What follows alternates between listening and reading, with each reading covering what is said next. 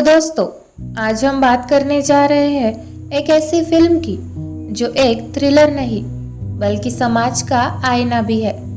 इसका नाम है स्टोलन। ये फिल्म हाल ही में प्राइम वीडियो पर आई है और मैं कहूँ तो एकदम हटके है। कहानी शुरू होती है एक रेलवे स्टेशन से, जहाँ दो भाई गौतम और रमन अपने माँ के साथ शादी में जाने के लिए रुके हुए हैं। एक तो शहर का पढ़ा लिखा बंदा और दूसरा थोड़ा ज़्यादा सेंसियर और सीधा साधा। सब कुछ नॉर्मल चल रहा होता है, लेकिन तभी माहौल बदल जाता है। एक औरत आती है, उसका नाम है झुम्पा। वो रो रही होती है, घबराई हुई होती है और बोलती है कि उसकी 5 महीने की बच्ची चंपा कहीं गायब हो गई है। बच्ची चोरी हो गई है और सबसे डरावनी बात यह है कि आखिरी बार उसने रमन के पास उस बच्ची को देखा था।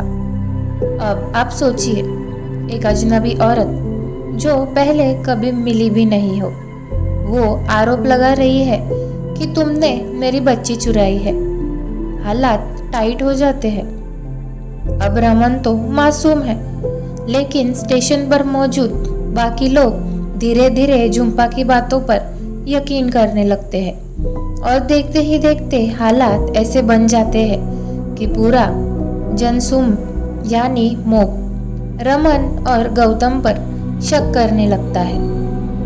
अफवाहें फैलती है और गुस्से में लोग उन्हें घेरने लगते हैं। अब गौतम शुरू में थोड़ा बदमिजाज हो जाता है। वो रमन को बार बार कहता है कि इसमें मत पड़, चलो निकलते हैं। लेकिन जैसे ही हालात बिगड़ते हैं, उसे भी समझ आता है कि ये मसला बहुत ही सीरियस है।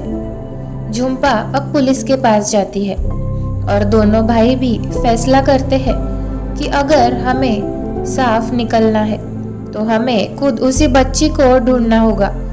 और वहीं से शुरू होता है एक थ्रिल की पूरी कहानी। वो बहुत ही रियल है, ना कोई मसाला, ना कोई म्यूजिक, ना ही ओवर ड्रामेटिक डायलॉग्स, बल्कि हर सीन आपको ऐसा लगता है जैसे किसी असली घटना का हिस्सा है। और असल में फिल्म की प्रेरणा 2018 की एक रियल घटना से ली गई है, जहां अफवाह के कारण 2 निर्दोष लोगों को भीड़ में मार डाला था। तो जैसे जैसे तीनों रमन, गौतम और झुम्पा की बच्ची तलाश में बढ़ते हैं, रास्ता खतरनाक होता जाता है।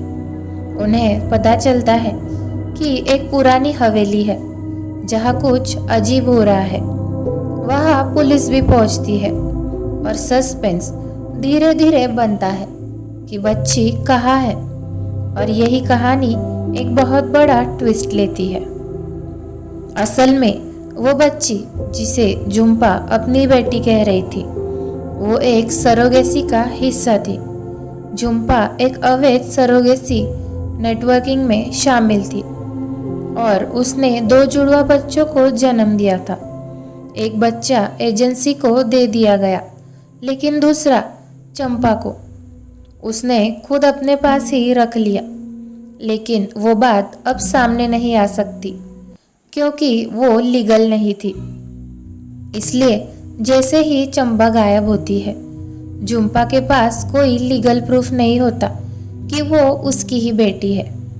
उधर बच्ची की तलाश के दौरान रमन और गौतम को कई बार हमला झेलना पड़ता है। उन्हें गांव वालों से मार पड़ती है, पुलिस से भी बहस होती है और बार बार झूठा साबित किया जाता है। लेकिन धीरे धीरे गौतम का रवैया बदलने लगता है। वो जो पहले खुद में मस्त था, अब एक जिम्मेदार इंसान बन जाता है, जो जान की परवाह किए बिना बच्ची को ढूंढने में लग जाता है। और फिर आती है फिल्म का क्लाइमैक्स, जहां बच्ची एक अस्पताल में मिलती है। पता चलता है कि उसे ट्रैफिकिंग नेटवर्क के जरिए वहां लाया गया था और हो सकता है कि उसके अंगों की तस्कीर तक की योजना थी। लेकिन पुलिस सही वक्त पर पहुंचती है। बच्ची झुम्पा को मिल जाती है और दोनों भाई इस पूरे हादसे में एकदम बदल चुके होते हैं। फिल्म का एंड ऐसा नहीं है कि सब कुछ हैप्पी हैप्पी हो गया, बल्कि फिल्म सवाल छोड़ती है कि आज भीड़ के हाथों कितने लोग मारे जाते हैं। अफवाहें, सोशल मीडिया, गरीबी, भाषा का भेदभाव, ये सब मिलकर कैसे इंसानियत को नुकसान पहुंचाते हैं।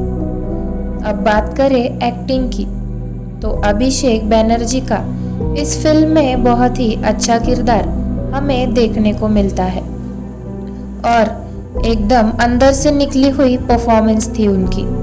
और झुम्पा का रोल निभाने वाली मिया मिर्ज़ा, उसकी आंख में जो दर्द है ना, वो आपको झकझोर कर देगा। तो दोस्तों, अगर आप थ्रिलर पसंद करते हैं लेकिन सिर्फ एंटरटेनमेंट नहीं, थोड़ा सोचने पर मजबूर करने वाला थ्रिलर, तो स्टोलन को मिस मत करना। इसमें सस्पेंस है, सोशल मैसेज है और सबसे ज़रूरी एक मानवीय कहानी है जो बहुत कुछ कह जाती है। अब